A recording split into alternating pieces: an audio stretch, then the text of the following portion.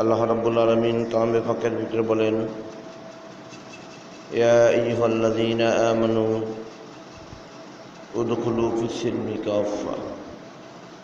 আল্লাহ বলেন যে হে মুমিন মুসলমান সম্প্রদায়, অথবা হে মুসলমান সম্প্রদায়, উদখুলু ফিস-সিলমি কাফা, পরিপূর্ণভাবে তোমরা ইসলামের ভিতরে প্রবেশ করো। আজ আমরা পরিপূর্ণভাবে ইসলামের ভিতরে প্রবেশ করতে হলে আল্লাহর কুরআন, রাসূলুল্লাহ সাল্লাল্লাহু আলাইহি সাল্লামের মহাবাণী আল হাদিস, এই জিনিসকে বুঝে এরপরেই তৎপরতা হাসিল করে আমাদের আমল করার প্রয়োজন। আজ আমরা দুনিয়ার বুকে অনেকেই আছি হাদিস বুঝি না, হাদিসের কথা কেমনে বলতে হবে আমরা সেটাও চিনি না, অথচ রাসূলুল্লাহ সাল্লাল্লাহু আলাইহি সাল্লামের নাম নিয়ে নিয়ে হাদিসের কথা বলে বলে আজ দুনিয়ার মানুষগুলোকে মানুষ বিভ্রান্ত পথের ভিতরে লিপ্ত করাচ্ছে। আমি সারা পৃথিবীর মুমিন মুসলমানদেরকে বলতে চাই যে আমরা যারা দুনিয়ার বুকে জীবিত আছি, আল্লাহ রাব্বুল আলামিন আমাদের যারা নেক হায়াত দারাজ করেছে, আল্লাহর কোরআনে কি বলতেছে, রাসূলুল্লাহ সাল্লাল্লাহু আলাইহি সাল্লাম হাদিসে কি বলতেছে, আমরা সেটিকে লক্ষ্য করে আমরা পরিপূর্ণভাবে আমল করে ইমানের সাথে যাতে দুনিয়ার থেকে চিরবিদায় করে চলে যেতে পারি, সেদিকেই আমাদের প্রত্যেকের লক্ষ্য রাখিতে হইবে। সর্বপ্রথম আমাদের ভিতরে একটা আমল রয়েছে, যেই আমলটা হচ্ছে ফরজ। এই ফরজ আমলটা হচ্ছে আল্লাহ রাব্বুল আলামিনের পক্ষ থেকে যেটা আছে সেইটি আমাদের পরে ফরজ। রাসূলুল্লাহ সাল্লাল্লাহু আলাইহি সাল্লামের পক্ষ থেকে যেটা আছে ওইটি আমাদের সুন্নাত।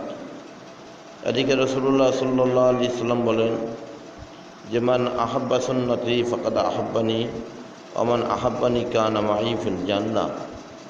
আল্লাহর নবী বলেন যে হে আমার দুনিয়ার উম্মত সম্প্রদায়, যদি তোমরা আমার একটা সুন্নাতে পারে পরিপূর্ণভাবে কঠোরভাবে যদি ইমানের হালাতে আমল করতে পারো, কিয়ামতের দিন আমি রাসূল আমার সঙ্গে তোমরা পাশাপাশি জান্নাতে যাইবা।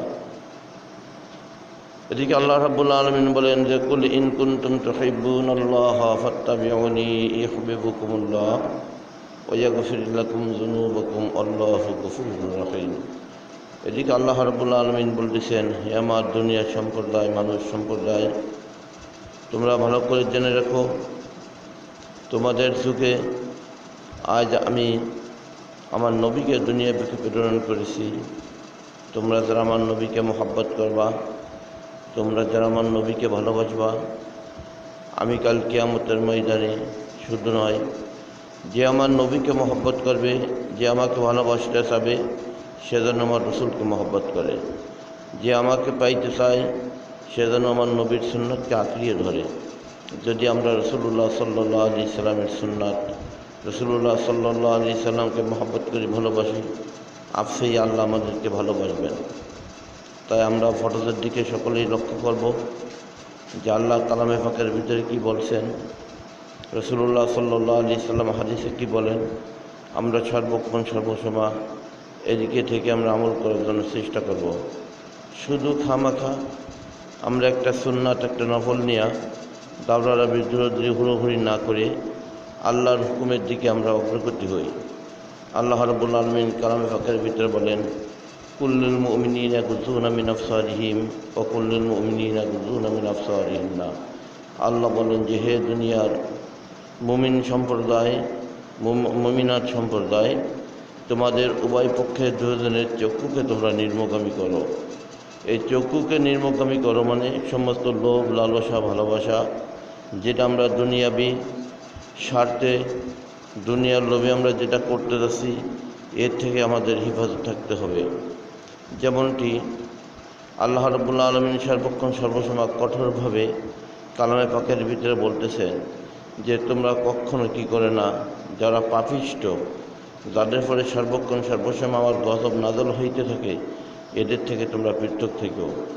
তবে কিয়ামতের আলামত রাসূলুল্লাহ সাল্লাল্লাহু আলাইহি সাল্লাম আবির্ভাব দিয়েছেন যে কিয়ামতের আলামত হইতেছে যারা দুনিয়ার বুকে সবচেয়ে বড় বড় পাপী থাকবে, এই সমস্ত পাপীগুলো কিয়ামতের আলামতের সময় তারা এসে দুনিয়ার বুকে এদিকই খারাপ কাজের ভিতরে, গুনার ভিতরে 24 ঘন্টা লিপ্ত থাকবে।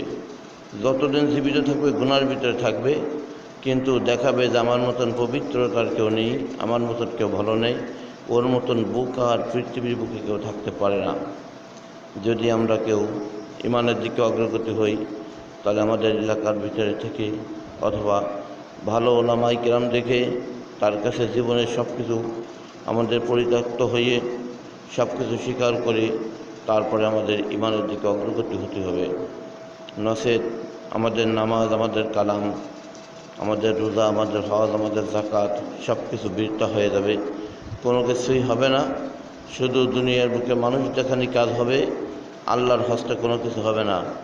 আল্লাহ বলেছেন যে তোমরা আমাকে যারা ভালোবাসতে চাও, তোমরা আমার রাসূলুল্লাহ সাল্লাল্লাহু আলাইহি সাল্লামকে, তার আদর্শকে তোমরা আঁকড়িয়ে ধরো। রাসূলুল্লাহ সাল্লাল্লাহু আলাইহি সাল্লাম কখনো সুদ, ঘুষ, মিথ্যা কথা, রাহাজানি, পরের জমির আলটানা, পরের টাকা পয়সা আত্মসাৎ করে খাওয়া, রসুল কখনো এর ভিতরে প্রবেশ করেন নেই, আর রসুল সেটিকে যায়নি। বর্তমান সমাজে দেখা যায় যারা সুদ খায়, যারা ঘুষ খায়, এরই বড় টুপি মাথায় দেয়, এরাই বর্তমান নামাজের কাতারের সামনে যে বসে। কিন্তু এরা যখন সুদ খাইয়া, ঘুষ খাইয়া, পরের জমির আলটিরা, পরের টাকা মারধর করে, চগলখুলি করিয়া মিথ্যা কথা বলে, যখন তারা তওবা ছাড়া নামাজে আসবে, আল্লাহ ওই নামাজ কবুল করেন না। ওই নামাজওয়ালাদের সঙ্গে যারা থাকবে, তার পিছনে যারা নামাজ পড়বে, তারাও জাহান্নামী হয়ে যাবে। আল্লাহ রাব্বুল আলামিন আমাদের প্রত্যেককে জাহান্নাম থেকে মুক্ত করার তৌফিক দান করুক, আমিন।